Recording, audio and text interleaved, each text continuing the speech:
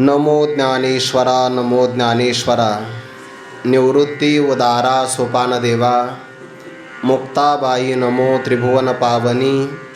आद्यत्रय जननी देवांची जयांचे केलिया स्मरण। होय सकळ विद्यांचे अधिकरण। तेचे वंदो श्रीचरण श्री गुरूंचे ते नमस्कारोनी आता। उदारा सर्व एवैते ज्ञानी त्वात्मैव मे मतम। आस्थितः संयुक्तात्मा मामेवानुत्तमां गतिं। हे असो मग म्हणितले जे का तुझ सांगितले तेही भक्त भले पडियंते आम्हा। कैवल्य साम्राज्य चक्रवर्ती विश्वमौली ज्ञानोबाराय सकल ब्रह्मनिष्ठ गुरुजनांच्या परमकृपेने श्री भगवती ज्ञानेश्वरीच्या 7व्या अध्यायाचा क्रमशः आपण विचार करत आहोत। 4 प्रकारचे भक्त माझी भक्ती करतात आणि ते पुण्य कर्म करणारे आहे। त्यापैकी आर्त हा आरतीच्या निमित्ताने संकटग्रस्त झाल्यामुळे भक्ती करतो। जिज्ञासू आपली ज्ञान इच्छा पूर्ण होण्यासाठी भक्ती करतो आणि जो अर्थार्थी भक्त आहे तो त्याला अर्थ प्रयोजन असल्यामुळे तो भगवंताची भक्ती करतो। पण चौथा जो ज्ञानी भक्त आहे त्याच्या जीवनामध्ये कोणत्याही प्रकारची सकामता नाही, अर्थात त्याची भक्ती प्रयोजनापर्यंत पोचलेली आहे, भगवत साक्षात्कार झालेलाही आहे, पण तरीसुद्धा पूर्वसंस्काराच्या योगाने किंवा भगवंताचे असणारे जे गुण भक्ताच्या चित्ताला आकर्षित करतात या रूपाने वेधले व मन तयाच या गुणी क्षणभर न विसंबे विठ्ठल रुक्मिणी या रूपाने तो भक्ती करत राहतो। भगवान म्हणतात हे सर्व भक्त उत्कृष्टच आहे। उदाराहा सर्वे, ते काल मी पदच्छेद करताना सर्व असं म्हटलो, मराठीमध्ये सर्व आहे आणि संस्कृतमध्ये बहुवचनामध्ये सर्वे। उदाराहा सर्वे एव एते ज्ञानी त्व आत्मा एव मे मतम।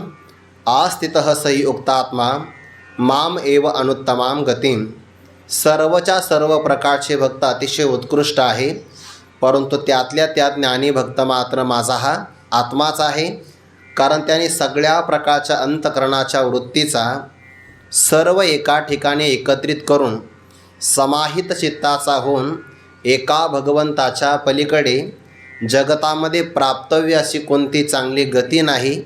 सर्वोत्कृष्ट प्राप्तव्य काय असेल तर ते भगवत साक्षात्कार असं मानून तो या भक्तीमध्ये चांगल्या प्रकारे आसमंता स्थितः असा तो स्थिर झालेला आहे, असं आपण चिंतन पाहिलं। यावर ज्ञानोबारांचं स्पष्टीकरण पाहत असताना आपल्या हिताच्या अपेक्षेने वाटेल तो भक्ती माझी करतो आहे। कोणताही भक्त असेल वाटेल तो, आर्त असो जिज्ञासू असो अर्थार्थी असो, हे सर्वच्या सर्व प्रकारचे भक्त माझी भक्ती करतात, पण मी ज्याच्यावर प्रेम करावं ऐसा ज्ञानी या एक असा फक्त ज्ञानी भक्त आहे। का बरं?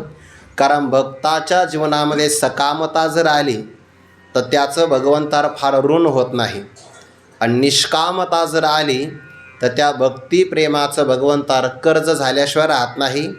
बाकीचेही लोक भगवंतावर प्रेम करतात आणि निष्काम असणारा ज्ञानी भक्तही प्रेम करतो, थोडासा फरक आहे। बाकीच्या भक्तांना देव आवडतो आणि ज्ञानी भक्ताला देवच आवडतो, अन्य काही आवडत नाही। एकच चकार आहे, पण तो चकार मात्र एवढा अर्थ अपूर्व निष्पन्न करतो की बाकीच्या भक्ताला आपले इप्सित असणारे विषयही आवडतात आणि विषय पूर्ण करणारा परमात्माही आवडतो। ज्ञानी भक्ताला विषय नाही आवडत, किंबहुना त्याचा विषय हा परमात्माच झालेला आहे। विषय तो त्यांचा झाला नारायण, म्हणून नावडे जन धन माता पिता हे सगळ्या आपण जर तुकोबारायांचा एवढा एकच अभंग पाहिला ना, या सगळ्या अभंगामध्ये सगळे भक्त आले बघा। ज्या अर्थी या भक्ताला धन आवडत नाही याचा अर्थ हा अर्थार्थी भक्त नाही, अर्थार्थी नाही। निर्वाणी गोविंदासे मागे पुढे म्हणून हा आर्तही भक्त नाही। बाकीचा जिज्ञासू त्याची पूर्ण झालेलीच आहे। भक्त ऐसे जाना जे देहे उदास, या अभंगामध्ये जो भक्त सांगितला ना, भक्त ऐसे जाना जे देहे उदास, तर भक्ताचे प्रकार 4 आहे। मग कोणता भक्त घ्यायचा लक्षण केल्यानंतर आर्त, जिज्ञासू, अर्थार्थी हे सगळे भक्त बाजूला जातात आणि फक्त ज्ञानी भक्त राहतो. म्हणून ज्ञानी भक्त ऐसे जाना जे देह उदास. त्या अभंगात बदल नाही करायचा बरं. फक्त आपण अर्थ करत असताना असा अर्थ केला की भक्त ऐसे जाना, तर त्या अभंगाच्या अर्थाच्या अगोदर एक पद आद्यारूत घ्यायचं की ज्ञानी भक्त ऐसे जाना जे देह उदास. गेले आशा पाश निवारोनी. कोणत्याही प्रकारची आशा नाही, जिज्ञासूपणाची सुद्धा आशा नाही. बाकीच्या तर कोणत्या आशा नाहीच नाही. पण आशा भक्ताला सहकार्य करावं. तुका म्हणे सत्यकर्मा व्हावे साह्य, घातलिया भय नरका जाणे. हे त्या भक्ताचं लक्षण आहे. बाकीच्या भक्ताला विषयही आवडतात, देवही आवडतो. ज्ञानी भक्ताला विषय नाही आवडत. किंबहुना प्रारब्धाने विषय जरी प्राप्त झाले तरी ते सगळे विषय देवाला अर्पण करतात. पत्रम पुष्पम फलम तोयम यो मे भक्त्या प्रयच्छती. किंवा विषय तो त्यांचा हे एक प्रमाण आणि एक विषय तो सकळांचा हरी. असा हा ज्ञानी भक्त असल्यामुळे तुम्हाला अतिशय प्रिय असं भगवंताने सांगितलं. बाकीचे भक्त भक्ती करतात पण ते जणू काही मला बंधनामध्ये टाकतात. याकरिता उदाहरण दिलं आहे गाईचं. ज्याप्रमाणे बाकीचे माणसं गायीपासून आपल्याला दुभते पदार्थ मिळावे याकरिता गायीच्या पायाला दोराचा फासा बांधतात. दुभते याची आशा जगधेनुसी करीतसे फासा. म्हणजे बाकीच्या लोकांनी दोराचा फासा टाकला तरच त्यांना दूध मिळतं, पण वासराला दोराचा फासा टाकण्याची गरज नाही. दोरेविन कैसा वाचाचा फासा बळी, असा एक अर्थ केला आहे बरं. म्हणजे दोरा वाचून त्या वासराचं जे अनन्य प्रेम आहे त्या अनन्य प्रेमाचा गायीच्या अंतकरणात असणारा फासा अतिशय बलवान आहे. किंवा बळी शब्दाचा दुसरा अर्थ होतो भाग. दोर न लावतासुद्धा वत्साला दुधाचा भाग आपोआप मिळतो, कारण त्याचं अनन्य प्रेम आहे. तसं आर्त जिज्ञासू अर्थार्थी हे भक्त देवाला फासा बांधतात. फासा बांधल्याशिवाय त्यांना इच्छित पदार्थ मिळत नाही. पण ज्ञानी भक्त मात्र असा आहे की त्याने भगवंताला कोणती अपेक्षा जरी नाही केली तर परमात्मा मात्र त्याला दिल्याशिवाय राहत नाही. दोरे विन कैसा वत्साचा बळी. ते आपण उदाहरण पाहिलेलं आहे. सहज आठवलं म्हणून सांगतो. इथं तुकोबारायांच्या घरी श्राद्ध तिथी आली. दररोजच्या नित्यनेमाप्रमाणे विना गळ्यामध्ये घेतला, हातामध्ये चिपळ्या, आणि तुकोबाराय भजन करण्याकरता निघाले. का बरं? गावात भजन होत नसतं. गावात चर्चा दुसऱ्याच होत्या. म्हणजे माणसं बसतात गल्लीत आणि चर्चा करतात दिल्लीच्या. त्यामुळे गावात भजन नाही होत. सप्ताह असेल तर थोडं फार होतं, एरवी होत नाही. उलट भजन करणाऱ्याला ते म्हणतात लवकर उरका, आपण निवांत बसू पारावर गप्पा मारायला. तुकोबारा म्हणले नाही, गावात भजन होत नाही, आपण एकांतामध्ये गेलं पाहिजे. भजना करता निघाले तर घरातून आईसाहेबांनी आवाज द्या, कुठं चाललात? पण काय अडचण ना, आज वडिलांची पितृपक्ष तिथी आहे, श्राद्ध करणार की नाही? म्हणे मग श्राद्ध तर केलंच पाहिजे. पितरांचे आपल्याला ऋण कर्ज आहे, त्यांना जेव घातलं पाहिजे. आणि मग जेव घालायचं म्हणलं की पितरांना जे जे आवडतं ते आपण अर्पण केलं पाहिजे. ते 11व्या अध्यायामध्ये पितरांकरता चोष्म पाहा, च उष्म पाहा असा शब्द आलेला आहे. उष्म प्राशन करणारे. जोपर्यंत पदार्थ गरम गरम असतात तोपर्यंतच पितर लोक जेवत असतात. म्हणून जेव्हा ते श्राद्ध कर्मतिथी असते की नाही, तेव्हा त्यामध्ये खीर, कढी, बाकीचे असणारी आमटी हे गरम गरम वाढावे लागतात. भजे असतात का तेव्हा? करतात का? हा, मग भजे गरमच वाढायचे. अशा थंड झाल्यानंतर नाही. नाही तर काही लोक भजे सुरुवातीला करून ठेवतात. सगळ्यात अगोदर भजे, त्याच्यानंतर वडा असतो का, वडा गरम वाढू मग काय काय ना, डाळीचाच पदार्थ आहे. ते सुरुवातीला मग भजे, नंतर पापडं, नंतर कुरडाया, आणि ते बांधून ठेवतात किंवा डब्यामध्ये, आणि स्वयंपाक होतो एका तासाने. मग म्हणे पितर नाही का जेवणार? पितर नाही, माणसं जेवतात. मग जोपर्यंत उष्म आहे, उष्म पहा शब्द आलेला आहे. पितरांना जेव घातलं पाहिजे. तुकोबाराने वा वा वा, जेव तर घातलं पाहिजे, पण घरात तर काही पाहिजे ना. घरात खीर करण्याकरता साखर नाही, दूध नाही. बरं कढी करण्याकरता दही नाही. तो कोबाराने सांगितलं बघ आपले पितर समजदार आहे, त्यांना खीरच अर्पण केली पाहिजे असा काही त्यांचा आग्रह नाही. भावभक्तीने आपण जे अर्पण करू, आपले पितर समजदार आहे, ते आपली परिस्थिती जाणून सेवन करतील. मी आत्ता रानात जातो आणि रानामध्ये जाऊन रानात येणाऱ्या ज्या पावसाळ्यातल्या भाज्या असतात की नाही, रानभाज्या म्हणतात त्याला, त्या भाज्या मी घेऊन येतो आणि मग त्याच भाज्याचं आपण पितरांना जेवण करू. 9 वाजता घरातून बाहेर पडले तो कोबार आहे.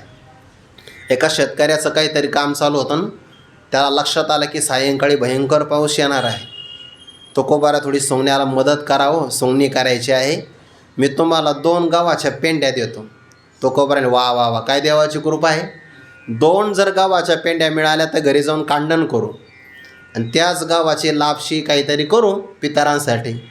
त्याच्या शेतकऱ्याचं काम करू लागले. बाकीचे पण मजूर आले होते, पण ते मस्त 10ला यायचे, 12ला जेवायला बसले की 1:30ला उठायचे. मग तो कोबारा प्रामाणिक, सगळ्यांच्या पुढं तो कोबाऱ्यांचे 5 चालायचे, सगळ्यात पुढं. 9 वाजता गेले होते, आलेच नाही माघारी. भगवंताला काळजी पडली. हे आर्त जिज्ञास्वार्थार्थी यांचा फासा असतो आणि ज्ञानी भक्ताचा दोरे विन कैसा वाचाचा बळी. दोर न लावता सुद्धा त्या भक्ताला त्याचा भाग मिळतो. 11 वाजता भगवान प्रगट झाली तुकोबारांच्या वेशात, तुकोबारांच्या रूपाने. सगळ्या देवतल्या लोकाला आमंत्रण, आज आमच्या घरी या बरं पितर आहे, आमच्या घरी या पितर जेवायला आहे. शेजारचे लोक एकमेकाला म्हणायचे का हो तुकोबारांच्या घरी, आणि यांचा अभंग कालच आपण ऐकला, आम्ही सदैव सुडके जवळी येतात चोर धाके, जाओ पुढती भिके कुत्री घर राखती, नांदनो कायसे सांगा. दुसरा मनासे बघ, श्रद्धेने सांगितलं ना जायला काय हरकत आहे. आपलं गुरुवारी मारुती बाबा सांगत असतात बघा, हा भाग श्रद्धेने सांगितलं ना गेलं पाहिजे. नाही जेवण तर घरी येऊन जेवू आपण, पण असेल तर तुकोबारांचा मान ठेवला पाहिजे. सगळ्या देव करायला आमंत्रण. आणि 11 वाजता भगवंताने जे जे लागतं, एक गोष्ट विसरले नाही देव.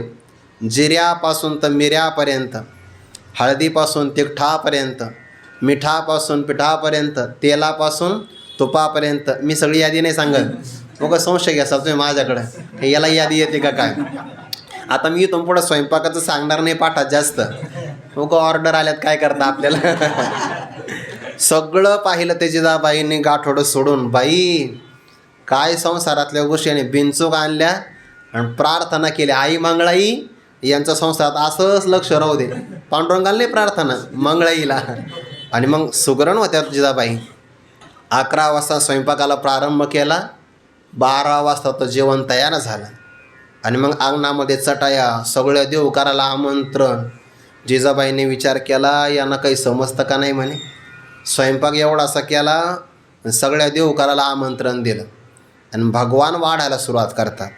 आता जिथं परमात्मा वाढतो तिथं कमी काही पडणार आहे का. स्वयंपाक दिसायचा थोडाच. गुरुवारी बाबा सांगत असतात की जर मनुष्याचं मन मोकळं असेल तर बरकत येत असते. दिसायला स्वयंपाक लहान दिसायचा, पण ते स्वयंपाक अक्षय पात्राप्रमाणे विपुल प्रमाणामध्ये पुरला. 12 वाजता पंक्ती बसल्या आणि तुकोबारा आग्रहाने वाढायचे, म्हणजे देव वाढायचे. त्या लोकाला म्हणायचे घ्या ना घ्या ना, तुम्ही किती दिवसापासून आमच्याकडे आलेच नाही. लोक म्हणे आठवतच नाही, मागची पंगत कधी झाली आठवतच नाही म्हणे, कारण ही पहिलीच पंगत होते ना. पण ते तुकोबारांकडे सगळे जेवले. 4 वाजेपर्यंत स्वयंपाक चालला, 4 वाजेपर्यंत. आणि मग तिकडे खऱ्या तुकोबारांना आठवण झाली, अरे आपल्याला पितर जेव घालायचे. मग ते शेतकऱ्याला सांगितले बघ माझं काम झालं आहे, आता तुला मदत केली. त्याने गव्हाच्या 2 पेंड्या दिल्या. तुकोबारा निघाले तर जाता जाता एका झाडाला मोळ बसलं होतं. धक्का लागला, सगळ्या माशा उठल्या आणि चावू लागल्या. मग आता त्या माशा ढकलाव्या, बाजूला साराव्या, नाही नाही नाही. तुकोबारा म्हणले हे सगळे आमचे पितरच आहे म्हणे. उशीर झाल्यामुळे त्यांना राग आला, जाऊ द्या तुम्हाला आम्हाला चावा घ्यायचा तर घ्या, हेच तुमचं जेवण आहे. भगवान पुन्हा प्रगट झाले आणि ते पितांबराच्या माध्यमातून सगळ्या माशा बाजूला सारल्या. घरी आले आणि त्या गव्हाच्या पेंड्या ठेवल्या. तिथं ठेवल्याबरोबर जिजाबाईला सांगितले याचा स्वयंपाक तयार कर म्हणे. बाबा आलेत काय, खुर्ची द्या बसायला.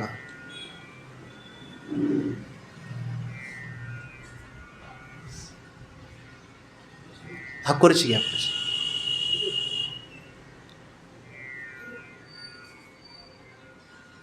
रामकृष्ण. ते सगळ्या गव्हाचं असणारं काहीतरी पदार्थ तयार करावा. आणि जिजाबाईला सांगितलं. जिजाबाई म्हणल्या तुम्हाला लक्षात आहे का काय? ते मध्यंतरीच्या काळात काय झालं होतं, 4 वाजेपर्यंत पंक्ती चालल्या आणि मग भगवंताने जिजाबाईंना सांगितले बघ आपण इतरांचे भांडे आणलेले स्वयंपाकाला, हे भांडे मी ज्याची त्याला पोच करतो आणि मग तिथून आलो की आपण निवांत जेऊ. जे भगवान परमात्मा भांडे घेऊन गेले ते देव आलेच नाही. आले तर मग खरे तुकोबाराय आले 4 वाजता. गव्हाच्या पेंड्या अंगणात टाकल्याने सांगितलं याच्यापासून चांगल्या प्रकारे एक गव्हाचा पदार्थ तयार करावा पितरांना जेवण्यासाठी. जिजाबाईने सांगितलं कसा तयार करावा? समोर बघा ना पत्रावळ्याचा ढीग. म्हणजे दुसऱ्याने काही कार्यक्रम करून आपल्या अंगणात आणला काय? म्हणजे आपल्या अंगणात नाही आणला तो. मीच 12 वाजल्यापासून 4 वाजेपर्यंत सगळ्यांना आग्रहाने वाढलं. म्हणे मी तर सकाळी 9 वाजता गेलो होतो ना आत्ताच येतो आहे. आणि बरं खोटं म्हणावं तर पत्रावळ्यांचा ढीग लागला आहे, अजूनही स्वयंपाक काही शिल्लक आहे म्हणे घरात. आणि मग जेव्हा तुकोबाराय स्वयंपाक घरात गेले तर शंख चक्र गदा पद्म सहित करी, देवाच्या हातातील जे सामुद्रिक चिन्ह म्हणतात की नाही ते सगळे त्या भांड्याला लागलेले होते. शंख चक्र गदा पद्म सहित करी ते पाहिलं आणि तुकोबारायांच्या डोळ्यातून घळाघळा अश्रू वाहू लागले. म्हणजे माझ्या पितरांना जेवण्यासाठी साक्षात भगवंताला इथं यावं लागलं. दृष्टांत संपला. तुकोबाराय म्हणतात देवा आता तू आल्याशिवाय मी काही जेवणार नाही. भगवंताचं आवाहन केलं तर भगवान परमात्मा तुकोबाराय दोघे एकत्र जेवले. हे ज्ञानी भक्त आहे. ज्ञानी भक्त देवाला काही मागत नाही. बैसोन निश्चळ करी त्याचे ध्यान, देईल तो अन्न वस्त्र दाता, काय आम्हा करणे अधिक साचोनी, देव झाला ऋणी पुरविता. परमात्मा सगळं पुरवितो. याचा अनुभव आपल्याला नाही काही येत. आता आपण आळंदीमध्ये राहतो. खरं सांगा काय काळजी बरं? गुरुवारी डॉक्टर बाबा सांगत असं भोगत्या अवस्थेमध्ये चिंतन करायचं. काय काळजी आहे? धर्मशाळा समाज बांधतो आणि धर्मशाळेमध्ये राजाप्रमाणे कोण राहतं? आपण राहतो. बरं अन्न वस्त्र निवाऱ्याची काही काळजी आहे का? पाठ झाला की लगेच नाश्ता आहे. अन्नाची काही काळजी नाही, निवाराही आहे, वस्त्र पण मिळतं की नाही. परमार्थपती झाला की परमात्मा सगळी काळजी करतो. नाथांचं प्रमाण आहे आवडीने भावे हरिनाम घेशी, तुझी चिंता त्याशी सर्व. एक दिवस फक्त आपण ईश्वर निर्भर राहिलं पाहिजे. अख्खं आयुष्य आपल्याला ईश्वर निर्भर राहता येईल. फक्त एकच दिवस कोणाला फोन नाही करायचा, काही नाही, स्वतः काही करायचं नाही. बरोबर वेळेच येतं सगळं. तुम्ही एखाद्या दिवशी अनुभव घेऊन बघा. कधी कधी आपल्याला काळजी पडते की आता नेमकं कसं होईल. आणि कोणाच्या तरी मनामध्ये असा संकल्प येतो, आपल्या मनात ध्यानात पण नसतो, तो मनुष्य डबा घेऊन येतो. म्हणजे भरलेला बरं, नाही तर मग रिकामा आणतो इथून नेतो, असा अर्थ नाही घ्यायचा. होतं की नाही? असं सगळं होतं. फक्त आपण अनन्य चिंतन होऊन, अनन्य भक्त होऊन देवाचं चिंतन केलं पाहिजे. अनन्याश्चिंतयन्तो मां ये जनः पर्युपासते तेषां नित्याभियुक्तानां योगक्षेमं वहाम्यहम्. एक उदाहरण श्री गुरु चंद्रशेखर महाराजांनी सांगितलं होतं पाठामध्ये. उदाहरण फार गोड आहे, त्यातली मार्मिकता फक्त लक्षात घ्या. एका गावामध्ये एका मुलाचे आईवडील वारले. लहान असतानाच वारले, त्याला माहीतच नाही, कळालंच नाही. 5 वर्षाच्याही पेक्षा कमी वय होतं. त्या गावात काही संन्यासी महात्मे आले. गावातल्या लोकांनी सांगितलं अहो महात्मन या बालकाला तुम्ही घेऊन जा म्हणे, आमच्याकडून याचं संगोपन होणार नाही. आता ते सगळे संन्यासी महात्म्यांचा समुदाय ते लहान बालकाला घेऊन गेले. संगत चांगली मिळाल्यामुळे विरक्त झाला. गावामध्ये भिक्षा मागायला यायचा. संन्यास घेतला लहानपणामध्ये. एका घरी दररोज भिक्षा मागायला यायचा. वृद्ध असणारी माता भिक्षा वाढायची. एके दिवशी असं झालं की भिक्षा मागता मागता ते वृद्ध माता न येता त्या मातेची मुलगी आली भिक्षा वाढण्यासाठी. त्या संन्यासी महात्म्याचा बालबोध आहे. कधी स्त्रीचं दर्शन केलेलं नाही, फक्त पाहिलेली एकच वृद्ध स्त्री, बाकी काही नाही.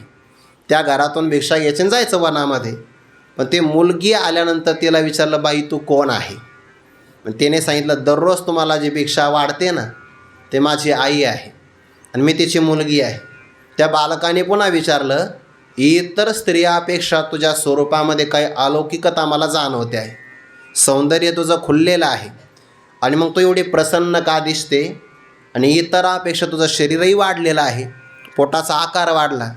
तिच्या लक्षात आलं हा बालक आहे, त्याला काहीच माहिती नाही.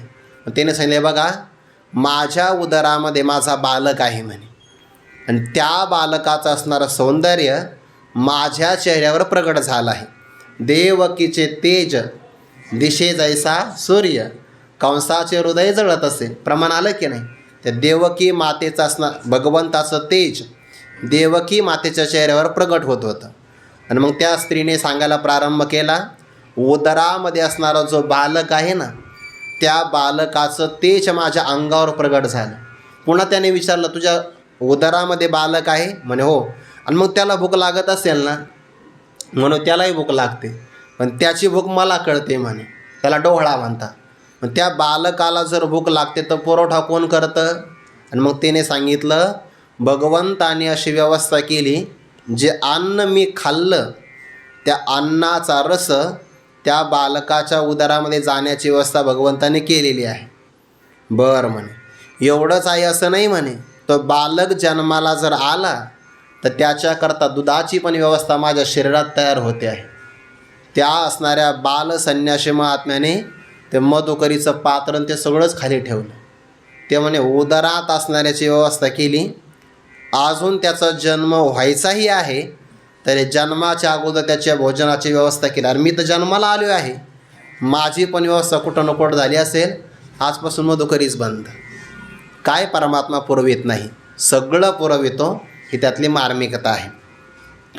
काजे तनु मनु प्राणे ते अनेक काहीचे नेणे, देखत साते म्हणे हे माय माझी, ते येणे माने अनन्य गती, ते वासरू गायसी इतका अनन्य आहे अनन्य. गुरुवारी मारुती बाबांनी काल कीर्तनात खूप गोड दृष्टांत सांगितला बघा हा. तो का म्हणे वत्स धेनु वेचे चित्ते, तैसे मज येते सांभाळीत. म्हशीचं वगारू घ्यायचं आणि गाईचं वासरू द्यायचं सोडून गावाच्या बाहेर. बरोबर बघा, जिथं वासरू बांधतात मालकाच्या घरी दावणीला येतं, आणि वगारू 2 दिवस झाले गावात नुसतं फिरतं, बाकी काय ते अनन्य नाही. पण गाईचं वासरू मात्र अनन्य आहे. येणे माने अनन्य गती, मनवणे धेनोही तैसीची प्रीती. काल बाबांनी पण जोग महाराजांचं एक अनन्यतेचे उदाहरण सांगितलं. म्हणे हा पांडुरंगाचा भक्त आहे, कीर्तन अजिबात करणार नाही म्हणे, अनन्यता आहे. येणे माने अनन्य गती, मनवणी धेनोही तैसीची प्रीती. म्हणून गायसुद्धा त्या वासरावर तसंच प्रेम करते. तया लागी, या ओळीतला हा तया लागी शब्द आहे ना, तया म्हणजे ऐसा ज्ञानिया एक, तया ज्ञानी भक्ता लागी, लक्ष्मीपती बोलिले साचे. हे लक्ष्मीपती, लक्ष्मीचा पती असणारा परमात्मा त्या भक्ताची अनन्यता सांगण्याकरता गाईचं आणि वासराचं उदाहरण बोलले आणि सत्यता आहे. लक्ष्मीपती शब्द वापरला की नाही? ज्ञानोबांनी संबोधन वापरलं. एक समुद्र मंथनातून जेव्हा लक्ष्मी माता प्रगट झाल्या तर तेव्हा त्या वरमाला हातात घेऊनच आल्या, आणि त्यांचं ते सौंदर्य पाहिल्यानंतर असुरांना आणि सुरांना म्हणजे देव आणि दानवांना असं वाटलं की ही लक्ष्मी माता आपल्याला प्राप्त व्हावी. ते वरमाला हातामध्ये आणि 2 अशा रांगा तयार झाल्या, आणि मग प्रत्येकाचा परिचय विचारला. हे आसुर लोक आहे ना म्हणे, कष्ट फार करतात, तपस्वी चांगले आहे, पण हे मात्र आहार विहाराचे नियम नाही पाळत. तुम्ही बघा ना, आसुरांनी जेवढी तपश्चर्या केली ना, तेवढी इंद्रादिक देवांनी सुद्धा नाही केलेली. काय आसुरांची तपश्चर्या भयानक. ते हिरण्यकश्यपू, हिरण्याक्ष, रावण, काय तपश्चर्या त्यांच्या. स्वतःचं मुंडकं तोडून टाकायचं यज्ञामध्ये, किती अवघड आहे, भयानक आसुर लोक प्रयत्न फार करतात, म्हणजे तपश्चर्या फार करतात. फक्त वरदान मिळालं की आळशीन विलासी होता. म्हणजे आसुरी आहे यांचे आहार चांगले नाही. जो मनुष्य मलिन राहतो, दात स्वच्छ ठेवत नाही, सूर्यास्ताला आणि सूर्योदयाला झोपून राहतो, तो साक्षात भगवान विष्णू जरी असेल तर लक्ष्मी त्याचा स्वीकार नाही करत. हे आसुर तसे म्हणे, हे कधी स्वच्छच राहत नाही, मळालीच कपडे परिधान करतात. सुभाषित आले बरं तसं. जो मळके कपडे परिधान करतो, दातांची स्वच्छता ठेवत नाही किंवा शारीरिक स्वच्छता ठेवत नाही, सूर्योदयाला आणि सूर्यास्ताला झोपून राहतो, साक्षात भगवान विष्णू जरी असेल चक्रपाणी, तरी लक्ष्मी त्याचा परित्याग करते. कोणावर निंदा नाही बरं. काही लोक 3ला उठतात दररोज, 3ला निंदा नाही, तात्पर्य लक्ष ठेवा. 3ला उठतात, सगळे नित्यनेम करतात, आणि सूर्योदय होण्याच्या अगोदर म्हणतात 10 मिनटं फक्त झोपू. 6:15 आणि 6:30 जे अंग टाकतात 9 वाजता जाग येते. आणि त्यापेक्षा थोडी झोप चांगली झाली तर थोडं उशिरा 3च्या ऐवजी मग 4-4:30ला उठावं. पण सूर्योदयाला आणि सूर्यास्ताला कधीच झोपू नये. म्हणजे हे असुर लोक असे आहे. लक्ष्मी मातेने त्याग केला. पुढे तपस्वी पाहिले ऋषीमुनी, म्हणे हे यांचं तप फार चांगलं आहे, यज्ञ करतात, सगळं पाळतात, पण हे कधी कोणाला शाप देतील काही सांगता येत नाही. ऋषी बाजूला सोडले. मग इंद्रदेव वगैरे एका बाजूला होते. म्हणे हे स्वर्गात राहत, यांचे कपडे वगैरे चांगले, पण सांगता येत नाही यांचं सरकार कधी पडेल म्हणून. मग तया पुण्याची पावटी सरे, सवेची इंद्रपणाची ओटी वतरे. असं प्रत्येकाचं काही ना काही पाहिलं, सगळ्यांचा परित्याग केला. भगवान परमात्मा शिल्लक राहिले. येणे माने अनन्य गती. अनन्य गती आहे. ते क्षीरसागराचं अवलोकन करत होते. अगोदर लक्ष्मी मातेला होता सौंदर्याचा अभिमान, आणि भगवंताच्या समोर गेल्यानंतर बाप रे बाप, श्रीकृष्णाची या सौंदर्यापुढे लक्ष्मी भुलोनी झाली वेडे. मदन पोटा आले बापुडे, ते तर कोणीकडे इंद्रचंद्र. लक्ष्मी मातेला होता अभिमान सौंदर्याचा, पण सौंदर्याचा अभिमानही टाकला. बाकी देव आणि दानव हे सगळे सोडून दिले आणि फक्त अनन्य परमात्म्याची शरणागती केली. जसं लक्ष्मी मातेला परमात्मा अनन्यतेनं प्राप्त झाला, तसा ज्ञानी भक्तसुद्धा अनन्य आहे. तया लागी लक्ष्मीपती बोलिले साचे. इथपर्यंत विचार झालाच होता आपला, थोडासा संदर्भ घेतला म्हणून पुढे. हे असो मग म्हणितले, जे का तुझं सांगितले, तेही भक्त भले पडियंते आम्हा. भगवान म्हणत अर्जुना, हे असो, हा विचार आता राहू दे. मग म्हणितले, हा विचार समाप्त करून, मग म्हणजे त्यानंतर, म्हणितले, जे का तुझं सांगितले, तेही भक्त आम्हा पडियंते भले. भले म्हणजे चांगले, आणि पडियंते म्हणजे आवडते. जे तुला आम्ही सांगितले, कोणते? या श्लोकाच्या अगोदर सांगितलेले. चतुर्विधा भजन्ते मां जना सुकृतिनोर्जुन, आर्तो जिज्ञासुरर्थार्थी ज्ञानीच भरतर्षभ. ज्ञानी भक्ताला सोडून बाकीचे असणारे आर्त, जिज्ञासू आणि अर्थार्थी हे सुद्धा भक्त आम्हाला चांगले आवडतात. पडियंते भले, कारण काही का होईना ते भक्तीच करतात ना. आर्त जरी भक्त असेल, द्रौपदी मातेप्रमाणे, गजेंद्राप्रमाणे, तरी आराधना कोणाची करतात? देवाचीच करतात. जिज्ञासू भक्त आहे उद्धवाप्रमाणे, मिथिला नगरीतल्या जनकाप्रमाणे, तरी आवडतेच आहे.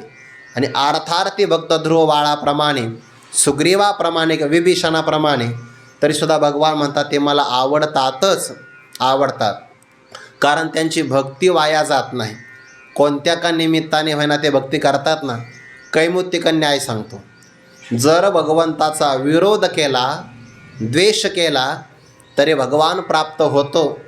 प्रेमपूर्वक आराधना केल्यानंतर का प्राप्त होणार नाही? भगवान म्हणतात, तैसाची गोपिकांशी कामे, तया कंसा भयसंभ्रमे, एरा घातका मनोधर्मे, शिशुपालादिका. शिशुपालाने भगवंताचं विष्णू सहस्रनाम म्हणलं होतं का? त्याच्या पाठही नसेल, असेल कदाचित, आपल्याला काय माहिती. पण खरं सांगा, विष्णू सहस्रनाम म्हणलं होतं का? नाही. ओम विश्वम विष्णुर्व षटकारो असं म्हणलं का? नाही नाही नाही. 100 शिव्या दिल्या होत्या, 100. बरं, त्या पण अशा निवडक, एक शिवी परत येणार नाही. काय तयारी असेल असते काय लोकांची? हा, परत येत नाही बघा. माणसापेक्षा स्त्रियांची जास्त असते. असो, असं म्हणल्यावर आपल्याला एखादी मिळायची मनातल्या मनात. जाऊ दे, आपल्याला काय घेणं त्याच्यावरून. पण मग आता त्या शिव्या एकांतात नव्हत्या दिलेल्या ना. कुठं दिल्या होत्या? सभेत दिल्या होत्या. आगा राजसोयी आगाची आ सभासदी, देखता त्रिभुवनांची मांदी. बघा बरं ज्ञानोबांचा शब्द कसा आहे. राजसोयी यागाच्या प्रसंगाला त्या सभागृहामध्ये बाकीचे लोक नुसते आले होते फिरायला असं नाही ना. देखता, ते सगळे पाहत होते. देखता त्रिभुवनांची मांदी, माझी म्हणजे समुदाय, सगळ्या त्रैलोक्यातला समुदाय एकटक लावून पाहत होता. देखता की आता आग्रपूजा कोणाची होती आहे. मग आता एवढी सभा त्रैलोक्याची जमा झाली. खरं सांगा बरं, म्हणजे 10,000 लोक जमा झाले आणि उगा आपलं कीर्तन चालून एखाद्या माणसाने शंका विचारली आणि आपल्याला येत नसावी, काय वाटतं आपल्याला? असं वाटतं जर माझ्याकडं तोप असती असं वाटतं की नाही आपल्याला? तोफेवर दिला असता हा. आपण वाटतो की नाही मनुष्याला, जिथं आपल्याला काहीच येत नाही. आणि त्रैलोक्याचा सगळा समुदाय जो देवाला मानणारा होता, यागाच्या प्रसंगाला आलेला, आणि ज्ञानोबारा म्हणतात कैसा शतधा दुर्वाक्य शब्दी निस्तेची लाशी. जे शब्द मुखाने उच्चार करू नये अशा शब्दाने त्याने भगवंताचा निस्तेज म्हणजे अपमान केला. अपराधीचा आहे की नाही? पण भगवान ज्ञानोबारा म्हणतात ऐसी अपराधिया शिशुपाळा आपण पेठावो दिदला गोपाळा. असा अपराधी होता, इतक्या शिव्या दिल्या त्याने भगवंताला. ते म्हणे ते महाभारतात वाचण्यासारखे बरं.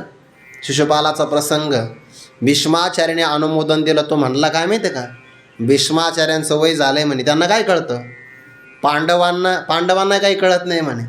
इथं किती जण आहे म्हणे आगळपूजासारखे, इथे कितीतरी जण आहे म्हणे, तुम्हाला काही कळत नाही म्हणे.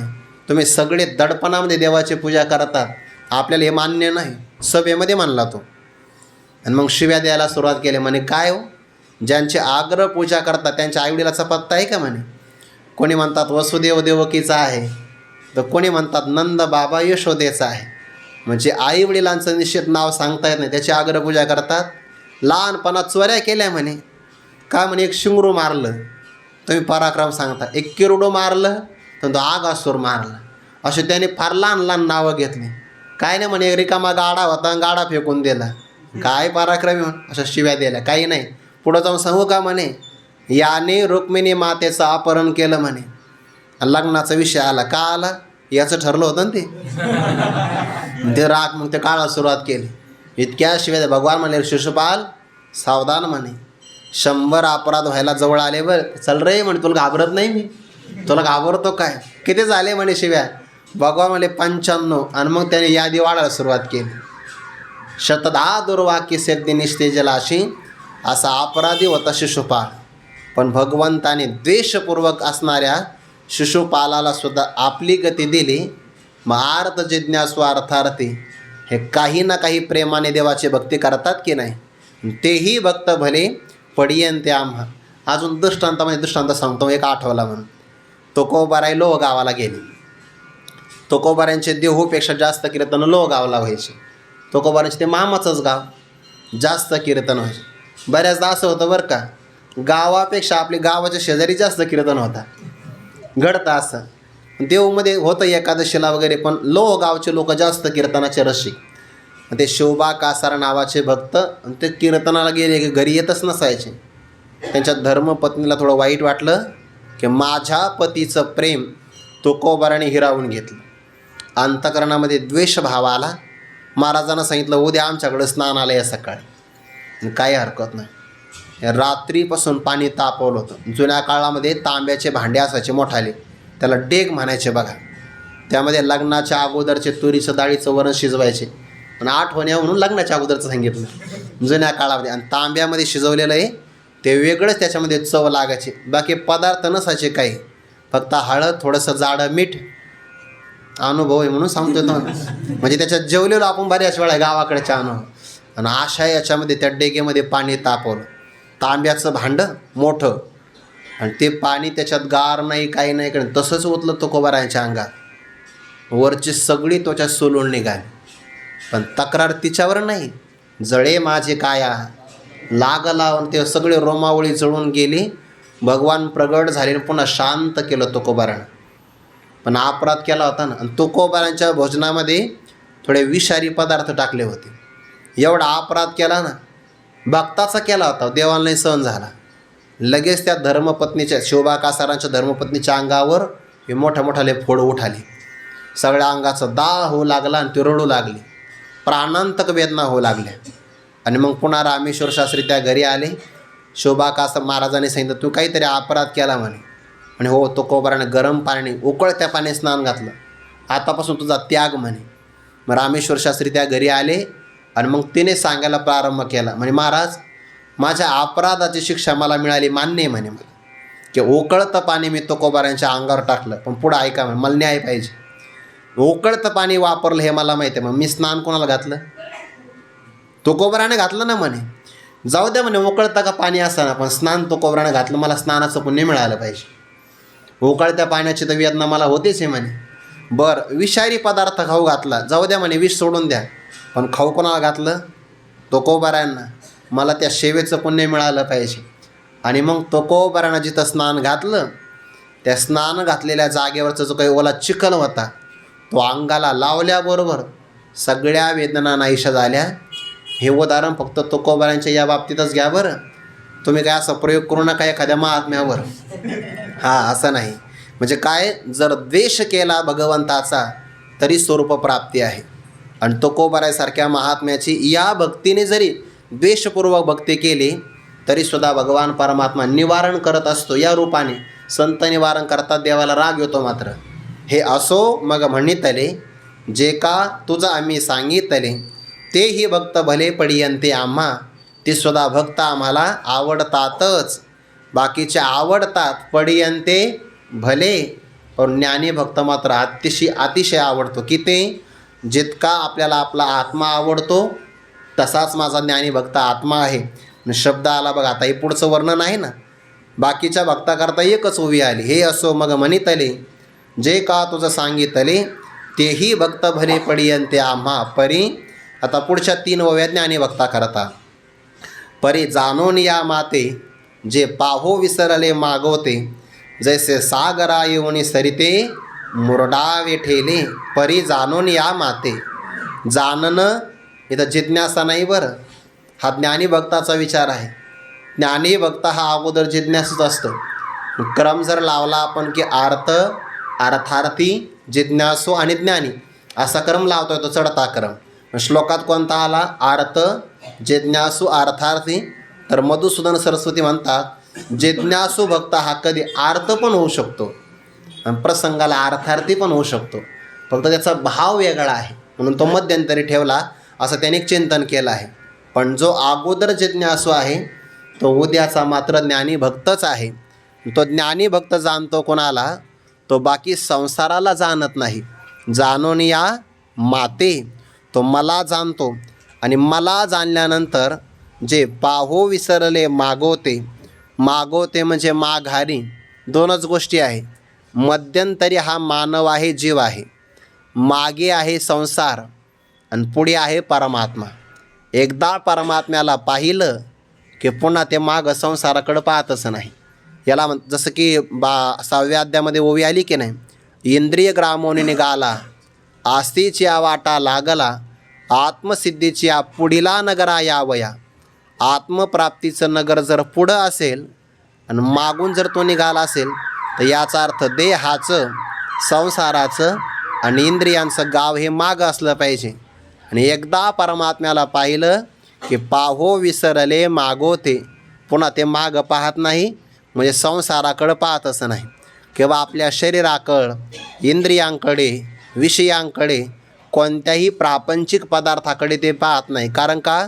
ज्याला उत्कृष्ट लाभ प्राप्त झाला तो कनिष्ठ लाभामध्ये रममान होत नाही. जो आत्मलाभासारिखे गोमटे काहीच न देखे, मनोनी भोग विषयके हरिखे नाजो. उत्तम लाभ प्राप्त झाला की मनुष्य कनिष्ठ लाभाकडे कधीच पाहत नसतो. आपण भोजनाचं उदाहरण पाहिलं.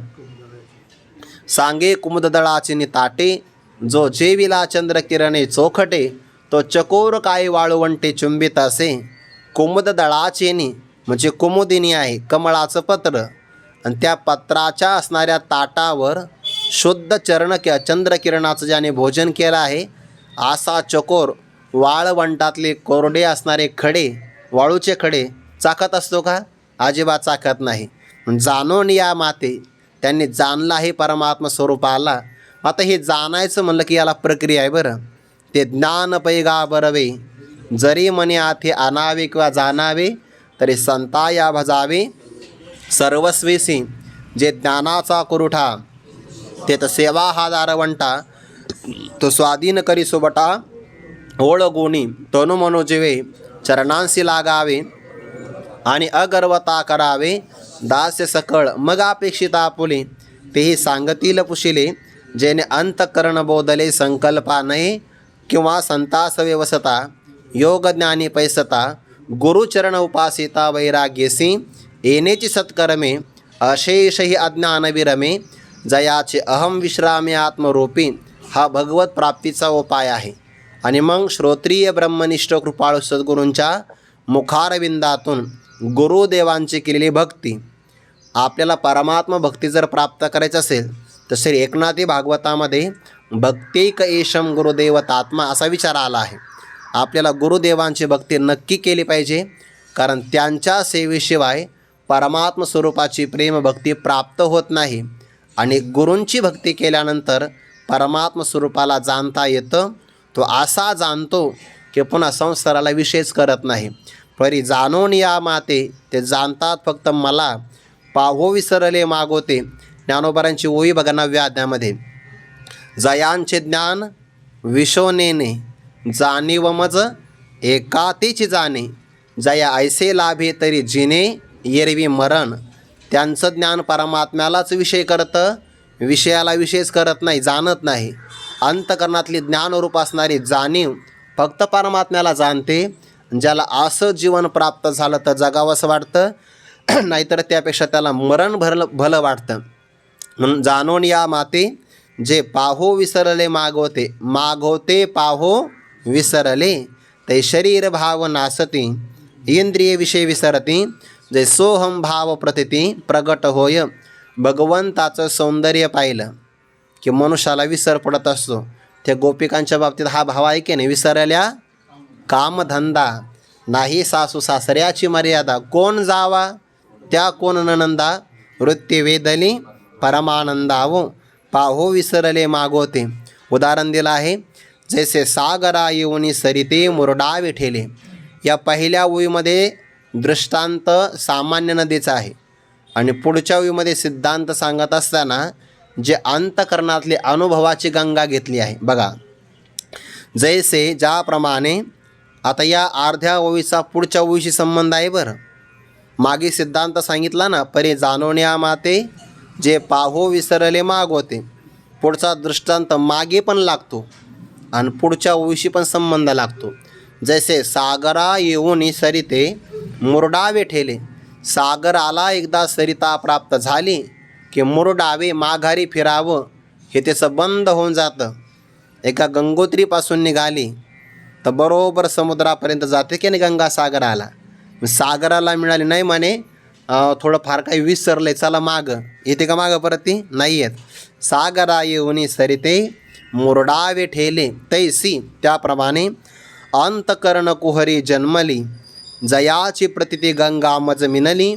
तो मी हे काय बोली फार करून एरवी ज्ञानी जो म्हणिजे तो चैतन्याची केवळ माझे हे न म्हणावे परी काय कीजे न बोलणे बोलो तैसी त्याप्रमाणे अंतकरण कुहरी. कुहरी शब्दाचा अर्थ होतो आहे गुहा. आपल्या शरीराचा विचार केला तर डोळ्यांना जे दिसतं त्याला स्थूल शरीर म्हणतात. याच्या आतमध्ये असणारं 17 तत्वाचं, ज्यामध्ये पंच ज्ञानेंद्रिय पंचकर्मेंद्रिय पंचप्राण मन आणि बुद्धी किंवा मन बुद्धी चित्त अहंकार 19 घ्या 16 घ्या 17 घ्या सगळ्याचा अर्थ एकच होता. तर ते सूक्ष्म शरीर आहे, ते डोळ्यांना दिसत नाही आणि ते दिसत नाही म्हणून ती गुहा आहे. अशा अंतकरणरूपी असणाऱ्या गुहेमध्ये जन्मली, जन्माला आली आणि प्रगट झाली. सगळ्या नद्या कोणत्या तरी पर्वतावर आणि कोणत्या तरी विशिष्ट गुप्त भागावर प्रगट होतात. जी गोदावरी माता आहे ना, ब्रह्मगिरी पर्वताच्या उंच शिखरावर प्रगट झाली आहे. बघा, हे भगवान शंकराने जटा आपटलेल्या आहे.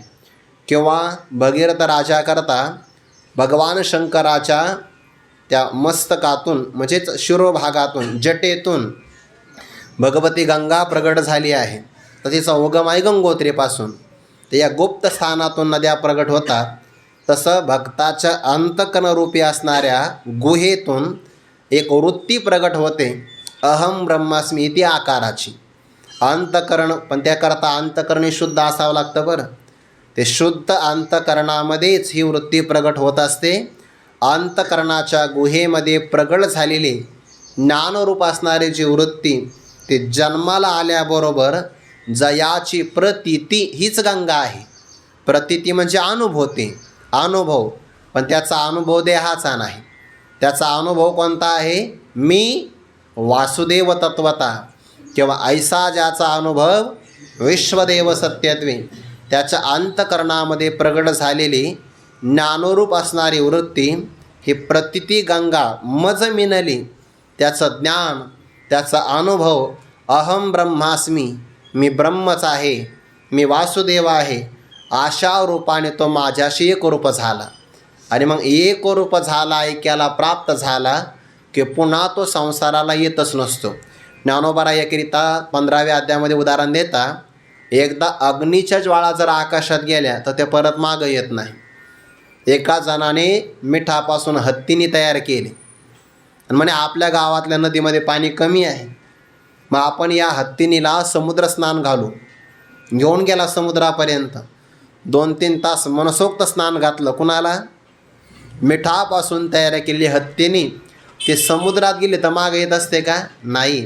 लवणाची कुंजरी सुदली या लवण सागरी, होयच ना माघारी परती जेवी, तेवी मजसी एकवट. त्याप्रमाणे जे माझ्याशी एकवट एकरूप झाले, पण कशाने? तेवी मजसी एकवट, जे झाले ज्ञाने चोखट, तया पुनरावृत्तीची वाट मोडले गा. शुद्ध ज्ञान, अधिकारी असणाऱ्या गुरूंच्या मुखातून आलेला उपदेश आणि उत्तम अधिकाऱ्याला हा बोध प्राप्त झाला की त्याची वृत्ती आतल्या आत परमात्म स्वरूपाशी एकरूप होऊन जाते. जयाची प्रतीती गंगा. या अनुभवाला, ज्ञानाला गंगा असं म्हटलंय बरं, कारण हे ज्ञान सर्वात पवित्र आहे. नहि ज्ञानेन सदृशम पवित्रमिह विद्यते, तत्स्वयं योग संसिद्ध कालेन आत्मनि विंदते. ज्ञानासारखी पवित्र वस्तू जगात दुसरी कोणती नाही. त्याच्या अंतकरणरूपी असणाऱ्या गुहेमध्ये मीच परमात्मा आहे अशी जे काही वृत्तीरूप गंगा प्रगट झाली आणि त्या बोधाच्या द्वारे तो परमात्मा स्वरूपाशी एकरूप झाला, यालाच म्हणायचं जयाची प्रतीती गंगा मज मिनली. आता गंगा समुद्राशी एकरूप झाली तर फक्त पाणीच राहतं. समुद्र हा पुल्लिंगी शब्द आहे आणि गंगा हा स्त्रीलिंगी शब्द आहे. गुरुवारी डॉक्टर बाबा स्वामी महाराजांचं वाक्य सांगत असतात, आता तुम्ही जर एकदा समुद्रामध्ये जर हात घातला तर पाणीच आहे. समुद्राची शेंडी लागत नाही आणि गंगेची वेणीसुद्धा आता लागत नाही. लागते का?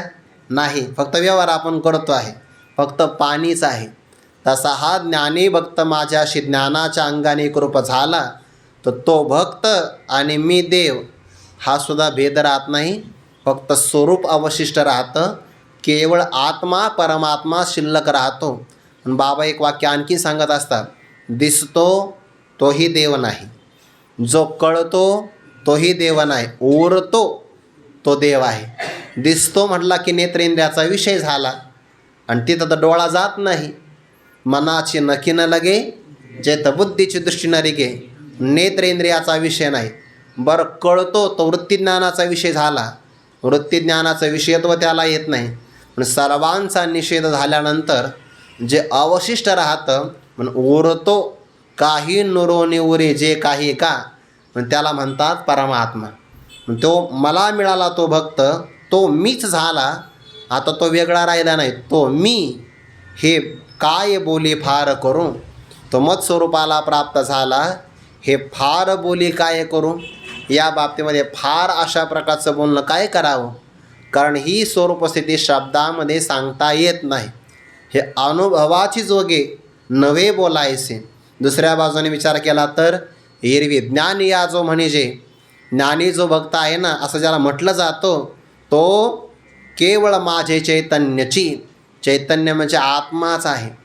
आणि सगळ्यांचा जो आत्मा असतो की नाही, बाकी आपल्याला सगळं जाणता येतं पण आपल्या स्वरूपाला आपल्याला विषय नाही करता येत. बरं, डोळा सगळ्यांना पाहू शकतो पण डोळ्याला पाहत नाही. जिभेला चव चाखता येते पण जिभेला स्वतःची चव चाखता येत नाही.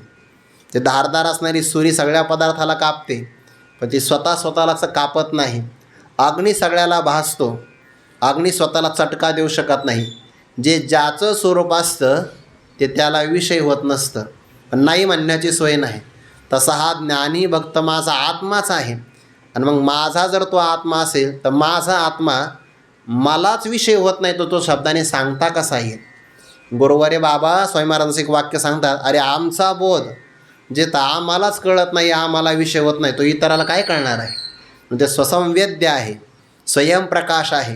ज्ञानिया जो म्हणजे तो चैतन्यची केवळ माझे, तो केवळ माझा आत्माच आहे हे न म्हणावे. खरं हे शब्दाने सांगता येत नाही बरं, पण काय करावं? जे बोलण्यासारखं नाही ते तुझ्यामुळे मी बोललो. न बोलणे, पण फक्त तुझ्यावर प्रेम आहे म्हणून बोललो. ज्ञानी हा माझा आत्माच आहे हे शब्दाने सांगता येत नाही, प्रेम शब्दात प्रगट करता येत नसतं. आणि अनुभव किंवा बोधसुद्धा शब्दामध्ये सांगता येत नाही.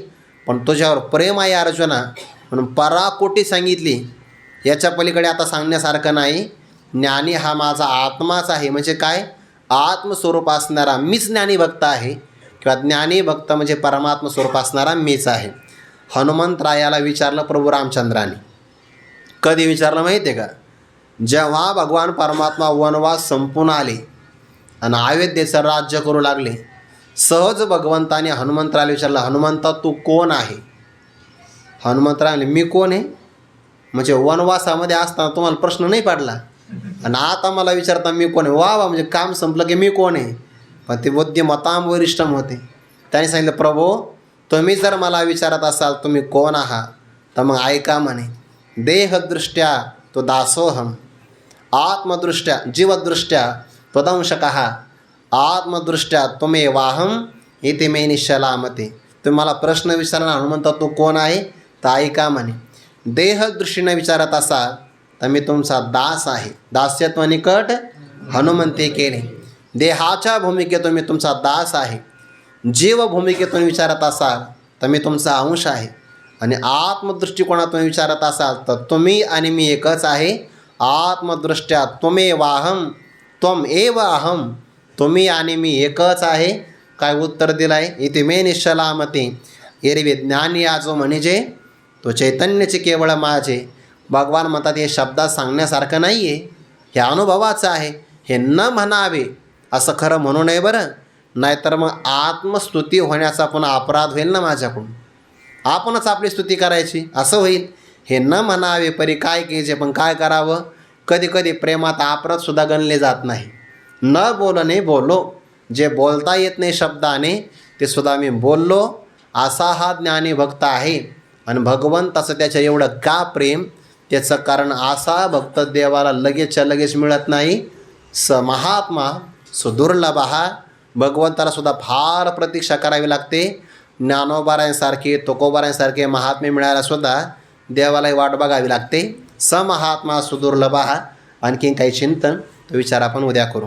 पुंडलिक वरदारी विठ्ठल श्री ज्ञानदेव तुकाराम माऊली ज्ञानेश्वर महाराज की जय. जगद्गुरु तुकाराम महाराज की जय. सद्गुरु जोग महाराज की जय.